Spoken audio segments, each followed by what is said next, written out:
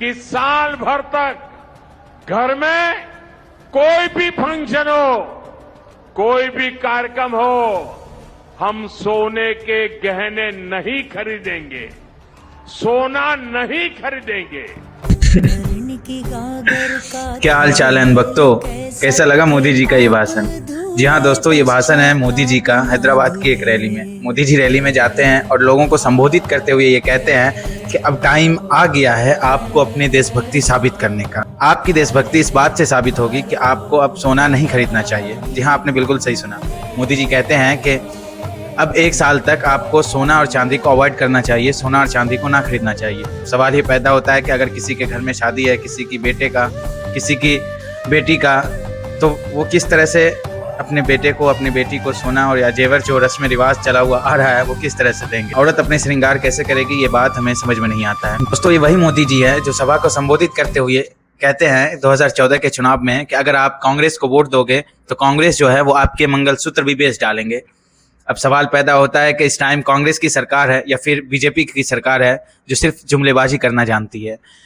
अब मैं ये चीज़ आपसे पूछना चाहता हूँ कि जो मंगलसूत्र है ये कौन बेचने का काम कर रहा है? क्या कांग्रेस की सरकार कर रही है या फिर ये बीजेपी की सरकार कर रही है जो सिर्फ जुमलेबाजी के अलावा और इन्हें कुछ नहीं आता है? दूसरा और पॉइंट ये भी है कि मोदी जी कह रहे हैं कि अब आपको पेट्रोल और डीजल को कम यूज़ करना चाहिए। सवाल ये भी पैदा होता है कि अभी बंगाल के चुनाव में भर भर के गाड़ियां काफिला चलता था। मोदी जी जरा बताइए वो उसमें ये पेट्रोल और डीजल कहाँ से आते थे? हेलीकॉप्टर जो रन करता था उसमें ये पेट्रोल और डीजल कहाँ से आते थे? ये फ्यूल कहाँ से आते थे? क्या वहाँ पे ये चीज़ की कमी नहीं हुई? जब चुनाव खत्म हो गया, अब आप वहाँ पे सरकार बना लिए हैं तो लोगों को ये कहते हैं कि अब आप कम यूज़ करिए। अपने फायदा के लिए लोगों को बहुत अच्छे से यूज़ करना जानते हैं। मुझे तो समझ में ये नहीं आता है कि जनता इतना बेवकूफ़ कैसे बन सकता है। आप लोग भी बेवकूफ़ बने हैं बीजेपी को वोट करके? आप हमें कमेंट करके ज़रूर बताइए। दोस्तों, मुझे बीजेपी से कोई पर्सनली दुश्मनी नहीं है, क्योंकि देखो जो भी सरकार आती है अगर वो अपने देश के लिए काम नहीं करती है, अपने देश को बेचने के काम करेगी, अगर ये सवाल ना उठाए तो कहीं ना कहीं इसे भी एक देशद्रोही कहा जाता है। जिस तरह से ये नेता, ये लीडर देश को अपने फायदे के लिए बेचने का काम करता है जनता को यूज़ करके, उसके खिलाफ तो किसी ना किसी को आगे आना होगा और इसमें आपको भी आगे आने की ज़रूरत है।